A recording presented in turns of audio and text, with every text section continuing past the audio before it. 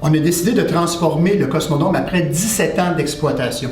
On se devait de renouveler notre expérience éducative auprès des jeunes, des familles et aussi des écoles.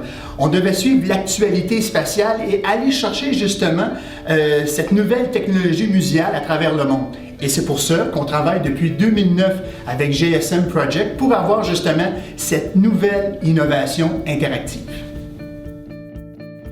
Pour débuter la conception d'un projet comme celui-là, il faut vraiment se poser la question comment on va faire pour parler aux gens. C'est un sujet qui est extrêmement vaste, donc il faut savoir bien cibler nos contenus puis avoir la bonne approche. On s'est dit que la meilleure façon pour toucher les gens, c'est de raconter une histoire.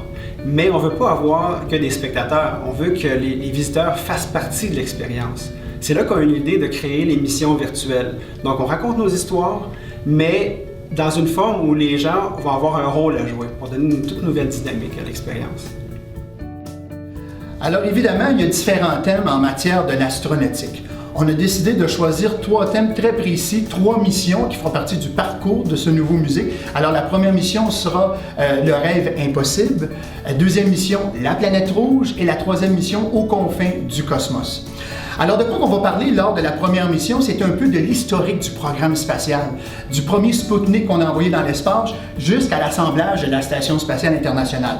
Dans le deuxième thème, ça se trouve à être un thème d'avenir, les prédictions pour aller en direction un jour de la planète Mars. Et le troisième thème, ça va parler de robotique, d'exploration des sondes spatiales à l'intérieur même de notre système solaire. Les visiteurs vont être exposés aux 3 thèmes, premièrement en choisissant une des 3 missions. À ce moment-là, on leur met une carte d'embarquement et un bracelet intelligent qui va leur permettre de s'enregistrer et de personnaliser leur visite. Ensuite de ça, ils sont embarqués dans un grand parcours qui dure environ 1 heure où ils vont être exposés aux histoires, ils vont avoir des choix à faire, des défis à relever. Notre but, c'est pas de bourrer des crânes, notre but, c'est de toucher les gens. De faire en sorte qu'une fois rendus à la maison, ils auront déjà hâte de revenir au Cosmodrome pour faire les autres missions, mais surtout que l'émerveillement, la curiosité envers l'astronautique reste.